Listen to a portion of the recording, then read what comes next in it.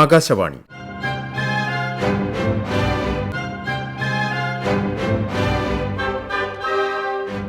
ജില്ലാ വൃത്താന്തം.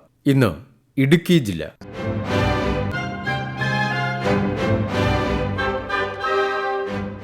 ജില്ലാ വിശേഷങ്ങളുമായി ആകാശവാണി പ്രതിനിധി രതീഷ് കൃഷ്ണ. ഹൈറേഞ്ചിലെ കാർഷിക മേഖലയ്ക്ക് ഉണർവേകി ഏലക്കായുടെ വില 3000 കടന്നു. 2900 മുകളിലാണ് ശരാശരി വില. ചുരുങ്ങിയ ദിവസങ്ങൾക്കിടയിൽ 500 മുതൽ 600 രൂപയുടെ വരെ വിലവർധനമാണ് ഏലക്കായ്ക്കുണ്ടായിട്ടുള്ളത്. പരമാവധി 3248 രൂപ വരെ 1 കിലോ ഏലക്കായ്ക്ക് കഴിഞ്ഞ ദിവസം ലഭിച്ചു. ഏലക്കായുടെ ഉൽപാദനത്തിൽ വന്നിട്ടുള്ള കുറവാണ് വിലവർധനവിന് കാരണമെന്ന് പറയപ്പെടുന്നു. കടുത്ത വരൾച്ചയെ തുടർന്ന് മാസങ്ങൾക്ക് മുമ്പ് ഹൈറേഞ്ചിലെ ഏലച്ചെടികൾ വലിയ തോതിൽ ഉണങ്ങി നശിച്ചിരുന്നു. ഇത് ഉൽപാദനത്തെ പ്രതികൂലമായി ബാധിച്ചിട്ടുണ്ട്. ഉയർന്ന വില ലഭിക്കുമ്പോഴും വേണ്ടവിധം വിപണിയിൽ എത്തിക്കാൻ ഉൽപ്പന്നമില്ലെന്ന നിരാശയിലാണ് വലിയൊരു വിഭാഗം കർഷകർ.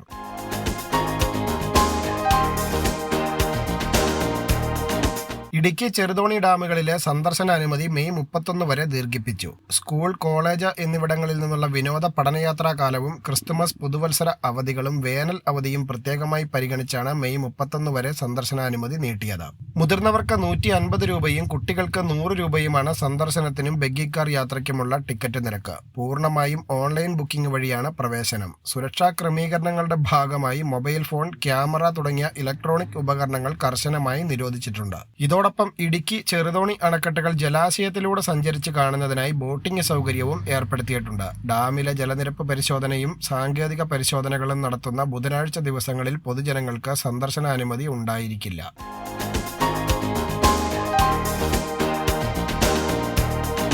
മറയൂർ മേഖലയിലെ ഉൾപ്രദേശങ്ങളിലുള്ള പ്രധാന സ്ഥലങ്ങളെ ഉൾപ്പെടുത്തി വാഹന ട്രക്കിംഗ് ആരംഭിച്ചത് വിനോദസഞ്ചാര മേഖലയ്ക്ക് നേട്ടമായി. 5 വർഷം കൊണ്ട് 10 മടങ്ങ് സഞ്ചാരികളാണ് മറയൂർ, കാന്തല്ലൂർ മേഖലയിലെ ട്രക്കിംഗ് ആസ്വദിക്കാൻ എത്തിയത്.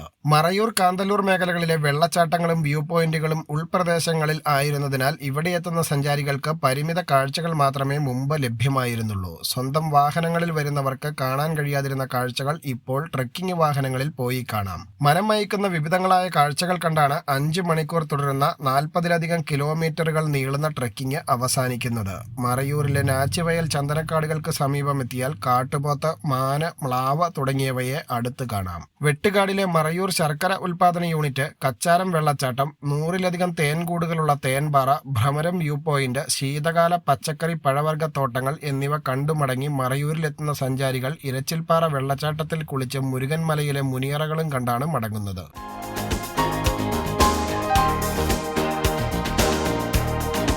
കഞ്ഞിക്കുഴി SN ഹയർ സെക്കൻഡറി സ്കൂളിൽ വെച്ച് നടന്ന ഇടുക്കി റവന്യൂ ജില്ലാ സ്കൂൾ കലോത്സവത്തിൽ ഹാട്രിക് കിരീടം സ്വന്തമാക്കി തൊടുപുഴ ഉപജില്ല. UP ഹൈസ്കൂൾ, ഹയർ സെക്കൻഡറി വിഭാഗങ്ങളിലായി 958 പോയിന്റുമായാണ് തൊടുപുഴ 3ാം തവണയും ഓവറോൾ കിരീടം ചൂടിയത്. 883 പോയിന്റ് നേടി കട്ടപ്പനയും 818 പോയിന്റ് നേടി അടിമാലിയും യഥാക്രമം 2ഉം 3ഉം സ്ഥാനങ്ങൾ നേടി. UP വിഭാഗത്തിൽ കട്ടപ്പനയ്ക്കും ഹൈസ്കൂൾ, ഹയർ സെക്കൻഡറി വിഭാഗങ്ങളിൽ തൊടുപുഴയ്ക്കുമാണ് 1ാം സ്ഥാനം. സ്കൂളുകളിൽ 271 പോയിന്റുമായി Koombanpara Fathima Matha girls higher secondary school ചാമ്പ്യന്മാരായി. Kumaramangalam MKNM higher secondary school 2ാമതും Kallar government higher secondary school 3ാം സ്ഥാനവും നേടി.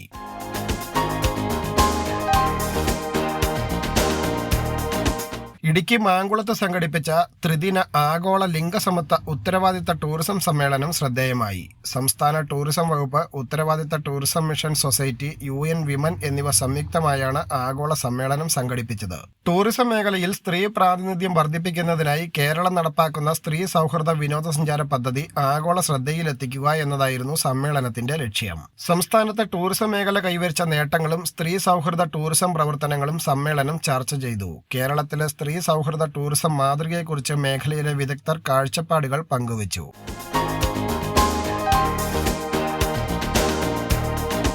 ഇടുക്കിയിലെ കായിക വികസനത്തിന് ഉണർവേകാൻ 6 ഡേ ബോർഡിംഗ് സെന്ററുകൾ പ്രവർത്തനം തുടങ്ങി. സംസ്ഥാന സ്പോർട്സ് കൗൺസിലാണ് പദ്ധതിക്ക് പിന്നിൽ. Peruvanthanam high range sports academy, Calvary mount high school, NRCT SN VHS, Munnar സർക്കാർ high school, Moolamattom government high school, Vazhathope saint George high school എന്നിവിടങ്ങളിലാണ് ഡേ ബോർഡിംഗ് സെന്ററുകൾ പ്രവർത്തിക്കുന്നത്.